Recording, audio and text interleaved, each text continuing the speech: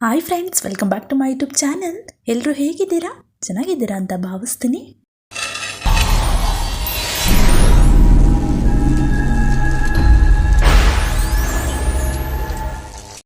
ಇವತ್ತಿನ ಒಂದು ವಿಡಿಯೋದಲ್ಲಿ ರಥಸಪ್ತಮಿಯ ದಿನದಂದು ಮಾಡಬೇಕಾದಂಥ ಕೆಲಸ ಏನು, ಯಾವ ಒಂದು ಟೈಮಲ್ಲಿ ನಾವು ಪೂಜೆಯನ್ನು ಮಾಡಬೇಕು, ಹಾಗೆ ಯಾವ ಒಂದು ನೈವೇದ್ಯವನ್ನು ಸೂರ್ಯದೇವನಿಗೆ ಅರ್ಪಿಸಬೇಕು, ಯಾವ ಮಂತ್ರವನ್ನು ನಾವು ಪಠಿಸಬೇಕು, ಹಾಗೆಯೇ ರಥಸಪ್ತಮಿಯ ಕಥೆ ಏನೋ, ಅದರ ಆಚರಣೆಯ ಹಿನ್ನೆಲೆ ಏನು ಅಂತ ಈ ಒಂದು ವಿಡಿಯೋದಲ್ಲಿ ತಿಳ್ಕೊಳ್ಳೋಣ. ಸೊ ವಿಡಿಯೋ ಕೊನೆವರೆಗೂ ನೋಡಿ, ಸ್ಕಿಪ್ ಮಾಡಬೇಡಿ ಅಂತ ಹೇಳ್ತಾ, ಹಾಗೆಯೇ ಇನ್ನು ನನ್ನ ಚಾನಲನ್ನು ಯಾರೆಲ್ಲ ಸಬ್ಸ್ಕ್ರೈಬ್ ಆಗಿಲ್ವೋ ಪ್ಲೀಸ್ ಸಬ್ಸ್ಕ್ರೈಬ್ ಆಗಿ ಅಂತ ಹೇಳ್ತಾ ಬನ್ನಿ ಇವತ್ತಿನ ಒಂದು ವಿಡಿಯೋ ಸ್ಟಾರ್ಟ್ ಮಾಡೋಣ. ದೇವರು ನಮ್ಮ ಕಣ್ಣಿಗೆ ಕಾಣುವುದಿಲ್ಲ ನಿಜ, ಆದರೆ ಅನುಭವಕ್ಕೆ ಮಾತ್ರ ಬರ್ತಾರೆ. ಆದರೆ ನಮ್ಮ ಕಣ್ಣಿಗೆ ಕಾಣುವಂತಹ ಒಬ್ಬರೇ ಒಬ್ಬರು ದೇವರಂದರೆ ಅದು ನಮ್ಮ ಸೂರ್ಯದೇವ. ವೇದದಲ್ಲೂ ಸೂರ್ಯರನ್ನೇ ದೇವರೆಂದು ಅಂತ ಹೇಳಿದ್ದಾರೆ. ಅಷ್ಟೇ ಯಾಕೆ, ಸ್ವತಃ ಶ್ರೀಕೃಷ್ಣನೇ ಸೂರ್ಯನಿಗಿಂತ ಬೇರೆ ದೇವರು ಜಗತ್ತಿನಲ್ಲಿಲ್ಲ ಅಂತ ಹೇಳಿದ್ದಾರೆ. ಮಾರ್ಗಶಿರ ಮಾಸದ ಶುಕ್ಲ ಪಕ್ಷದ 7ನೇ ದಿನ ಅಂದರೆ ಸಪ್ತಮಿಯ ದಿನ ಸೂರ್ಯನು ಸಿಂಹ ರಾಶಿಯಿಂದ ಮಕರ ರಾಶಿಗೆ ಪ್ರವೇಶಿಸುವಂತಹ ದಿನ. ಸೂರ್ಯನೇ ಈ ಜಗತ್ತಿನ ದೇವರು ಎನ್ನುತ್ತಾನೆ ಕೃಷ್ಣ. ಅತ್ತ ಸೂರ್ಯ ಜಯಂತಿ. ಇಂದು ರಥಸಪ್ತಮಿ. ಜಗದ ಸರ್ವ ಜೀವಿಗಳ ಅಸ್ತಿತ್ವಕ್ಕೆ ಕಾರಣಕರ್ತನಾಗಿರುವಂತಹ ಸೂರ್ಯನ ಪೂಜೆಗಾಗಿ ಈ ದಿನ ಮೀಸಲಿಡುತ್ತಾರೆ. ಕಶ್ಯಪ ಋಷಿ ಹಾಗೂ ಅದಿತಿ ದೇವಿ ದಂಪತಿಗೆ ಮಾಘ ಮಾಸದ ಶುಕ್ಲ ಪಕ್ಷದ ಸಪ್ತಮಿ ಎಂದು ಜನಿಸಿದಂತಹ ಮಗುವೇ ಸೂರ್ಯದೇವ. ಸೂರ್ಯ ಜಯಂತಿಯ ಈ ದಿನವನ್ನು ರಥಸಪ್ತಮಿ ಅಂತ ಹೇಳ್ತಾರೆ. ಈ ದಿನಕ್ಕೆ ಆರೋಗ್ಯ ಸಪ್ತಮಿ ಇಲ್ಲವೇ ಅಚಲ ಸಪ್ತಮಿ ಎಂದು ಹೆಸರುಗಳು ಇವೆ. ವಸಂತ ಪಂಚಮಿಯಾಗಿ 2ನೇ ದಿನಕ್ಕೆ ರಥಸಪ್ತಮಿ ಬರುತ್ತದೆ. ಈ ದಿನ ಯಾಕೆ ಅಷ್ಟು ಪ್ರಾಮುಖ್ಯತೆಯನ್ನು ಪಡೆದಿದೆ ಅಂತ ನೋಡೋಣ. ಇಡೀ ಜಗತ್ತು ಕತ್ತಲಲ್ಲಿ ಮುಳುಗಿರುವಾಗ ಶಿವ ಸೂರ್ಯನನ್ನು ಸೃಷ್ಟಿ ಮಾಡ್ತಾನೆ. ಮಹಾವಿಷ್ಣುವಿನ ಶಕ್ತಿಗಳ ಸಂಚಯ ರೂಪ ಸೂರ್ಯನಾಗಿದ್ದು ಆತ ಜೀವವನ್ನು ನೀಡುವವನು, ಕಾಯುವವನು. ಮಾನವನ ದೇಹದಲ್ಲಿ ಬೆಳಕಿನಂತೆ ಇರುವ ಆತ್ಮ ಸೂರ್ಯನ ಅಂಶವಾಗಿದೆ. ಇಡೀ ಜಗತ್ತು ಹುಟ್ಟಿದ್ದೇ ಸೂರ್ಯನ ಬೆಳಕಿನಲ್ಲಿ. ಅದು ಕೊನೆಗೊಂಡಾಗ ಜಗತ್ತು ಕೊನೆಗೊಳ್ಳುತ್ತದೆ. ಸೂರ್ಯ ಸದಾ ಜೀವಿಗಳ ಆರೋಗ್ಯವನ್ನು ಕಾಯ್ತಾನೆ.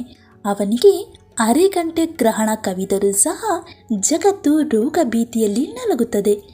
ಸೂರ್ಯನ ಮಲ ಸಹೋದರನಾದಂತಹ ಅರುಣನು ಈತನ ರಥವನ್ನು ಓಡಿಸ್ತಾನೆ. ಈ ರಥಕ್ಕೆ 12 ಚಕ್ರಗಳಿದ್ದು 7 ಕುದುರೆಗಳು ಇವನ್ನು ಎಳೆಯುತ್ತವೆ. 12 ಚಕ್ರಗಳು 12 ರಾಶಿಯನ್ನು ಪ್ರತಿನಿಧಿಸಿದರೆ 7 ಕುದುರೆಗಳು ಕಾಮನ ಬಿಲ್ಲಿನ 7 ಬಣ್ಣಗಳ ಸೂಚಕವಾಗಿದೆ. ಮತ್ತೊಂದು ಚಿಂತನೆ ಪ್ರಕಾರ 7 ಕುದುರೆಗಳು ವಾರದ 7 ದಿನಗಳನ್ನು ಪ್ರತಿನಿಧಿಸುತ್ತವೆ. ಅಂದರೆ ನಮ್ಮ ಜಾತಕವನ್ನು ನಾವು ಕಳೆಯುವಂತಹ ಪ್ರತಿ ದಿನವನ್ನು ಸೂರ್ಯನೇ ನಿರ್ವಹಿಸುವುದು. ಅಂದರೆ ನಮ್ಮ ಜೀವನದ ಸಂಪೂರ್ಣವನ್ನು ಆತನೇ ನಿರ್ವಹಿಸುತ್ತಾನೆ. ಹಿಂದೂ ಧರ್ಮದಲ್ಲಿ ರಥಸಪ್ತಮಿ ಹಬ್ಬಕ್ಕೆ ವಿಶೇಷವಾದ ಮಹತ್ವವನ್ನು ನೀಡಲಾಗಿದೆ. ನಂಬಿಕೆಗಳ ಪ್ರಕಾರ ಈ ದಿನದಂದು ಸೂರ್ಯನ 7 ಕುದುರೆಗಳು ಅವನ ರಥವನ್ನು ಎಳೆಯಲು ಪ್ರಾರಂಭಿಸುತ್ತವೆ. ಸಪ್ತಮಿಯ ದಿನದಂದು ಸೂರ್ಯದೇವರು ಇಡೀ ಪ್ರಪಂಚದ ಜ್ಞಾನವನ್ನು ಹೆಚ್ಚಿಸಲು ಪ್ರಾರಂಭಿಸಿದರು ಎಂದು ಹೇಳ್ತಾರೆ. ಆದ್ದರಿಂದ ಈ ದಿನವನ್ನು ಸೂರ್ಯದೇವರ ಜನ್ಮದಿನವೆಂದು ಆಚರಿಸಲಾಗುತ್ತದೆ. ರಥಸಪ್ತಮಿಯ ದಿನದಿಂದ ಬೇಸಿಗೆ ಕಾಲ ಪ್ರಾರಂಭವಾಗುವುದು. ಹಾಗೆಯೇ ಈ ದಿನ ರೈತರಿಗೆ ಸುಗ್ಗಿಯ ಆರಂಭವನ್ನು ಸಂಕೇತಿಸುತ್ತದೆ. ಈ ದಿನ ದಾನ ಮಾಡುವುದರಿಂದ ಹಿಂದೆ ಮಾಡಿದಂತಹ ಎಲ್ಲ ಪಾಪಗಳು ಮತ್ತು ರೋಗಗಳಿಂದ ಪರಿಹಾರವನ್ನು ಸಿಗುತ್ತದೆ ಎಂದು ಹೇಳ್ತಾರೆ. ಹಾಗೆಯೇ ಈ ದಿನ ಸೂರ್ಯೋದಯಕ್ಕೆ ಮೊದಲು ಸ್ನಾನ ಮಾಡುವ ಸಂಪ್ರದಾಯವಿದೆ. ಈ ದಿನದಂದು ಪವಿತ್ರ ನದಿಯಲ್ಲಿ ಸ್ನಾನ ಮಾಡುವುದರಿಂದ ದೇಹದ ಎಲ್ಲ ರೋಗಗಳು, ಅದರಲ್ಲೂ ವಿಶೇಷವಾಗಿ ಚರ್ಮಕ್ಕೆ ಸಂಬಂಧಿಸಿದಂತಹ ರೋಗಗಳು ಗುಣವಾಗುತ್ತದೆ ಅಂತ ಹೇಳ್ತಾರೆ. ಇದಕ್ಕಾಗಿಯೇ ರಥಸಪ್ತಮಿಯನ್ನು ಆರೋಗ್ಯ ಸಪ್ತಮಿ ಅಂತ ಹೇಳ್ತಾರೆ. ಸೂರ್ಯನು ಗ್ರಹಗಳ ರಾಜನಾಗಿದ್ದು ಆತ ಜಾತಕದಲ್ಲಿ ಬಲವಾಗಿದ್ದರೆ ವ್ಯಕ್ತಿಯ ಪ್ರಗತಿಯನ್ನು ತಡೆಯಲು ಯಾರಿಂದಲೂ ಸಾಧ್ಯವಿಲ್ಲ. ರಾವಣನೊಂದಿಗೆ ಯುದ್ಧದ ಸಂದರ್ಭದಲ್ಲಿ ರಾಮ ದಣಿಯುತ್ತಾನೆ. ಆ ಒಂದು ಸಂದರ್ಭದಲ್ಲಿ ಋಷಿಯವರ ಮಾತಿನಂತೆ ರಾಮ ಏನು ಮಾಡ್ತಾನೆ, ಆದಿತ್ಯ ಹೃದಯ ಶ್ಲೋಕವನ್ನು ಪಠಣೆ ಮಾಡ್ತಾನೆ. ಆ ಒಂದು ಪಠಣೆ ಮಾಡೋದ್ರಿಂದ ಅವನಲ್ಲಿ ಅದಮ್ಯ ಚೈತನ್ಯ ತುಂಬಿ ರಾವಣನನ್ನು ಸಂಹಾರ ಮಾಡೋಕ್ಕೆ ಸಾಧ್ಯವಾಗುತ್ತೆ. ಇದರ ಆಚರಣೆ ಈ ದಿನ ಭಕ್ತರು ಮುಂಜಾನೆ ಬೇಗ ಎದ್ದು ಅರುಣೋದಯ ಸಂದರ್ಭದಲ್ಲಿ ಸ್ನಾನವನ್ನು ಮಾಡ್ತಾರೆ.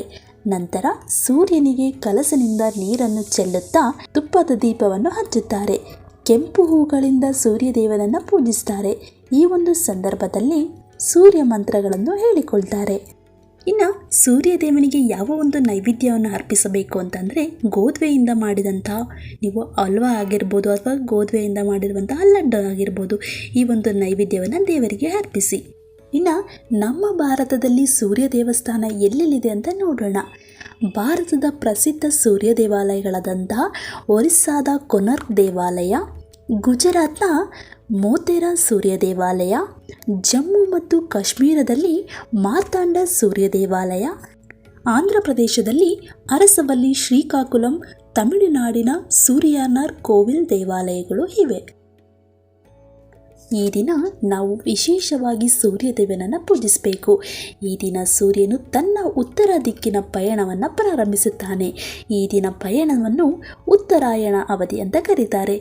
ಇನ್ನೊಂದು ಸಂಗತಿ ಏನಂತ ಅಂದರೆ ರಥಸಪ್ತಮಿಯ ದಿನದಂದು ಎಕ್ಕದ ಎಲೆಯ ಸ್ನಾನವನ್ನು ಮಾಡೋದ್ರಿಂದ ಆರೋಗ್ಯದ ಸಮಸ್ಯೆ ನಿವಾರಣೆ ಆಗುತ್ತೆ. ಈ ದಿನ ಗೋಧಿ ಮೇಲೆ ದೀಪಾರಾಧನೆ ಮಾಡೋದ್ರಿಂದ ಮನೆಯಲ್ಲಿರುವಂಥ ಹಣಕಾಸಿನ ಸಮಸ್ಯೆಗಳು ಆಗಿರ್ಬೋದು, ಹಾಗೆಯೇ ಆರೋಗ್ಯ ಸಮಸ್ಯೆಗಳು ಸಹ ದೂರ ಆಗುತ್ತೆ. ಇನ್ನು ಶುಭ ಮುಹೂರ್ತ ನೋಡೋಣ ಬನ್ನಿ. ಸಪ್ತಮಿಯ ತಿಥಿ ಫೆಬ್ರವರಿ 4 ಅಂದರೆ ಇವತ್ತು ಮುಂಜಾನೆ 4:40 ಪ್ರಾರಂಭವಾಗಿದೆ. ನಾಳೆ ಫೆಬ್ರವರಿ 5 ಬೆಳಗಿನ ಜಾವ 2:30 ಅಂತ್ಯಗೊಳ್ಳುತ್ತೆ. ಪೂಜೆ ಮಾಡಬೇಕಾದ್ರೆ ಈ ಒಂದು ಮಂತ್ರವನ್ನು ಪಠಿಸಿ.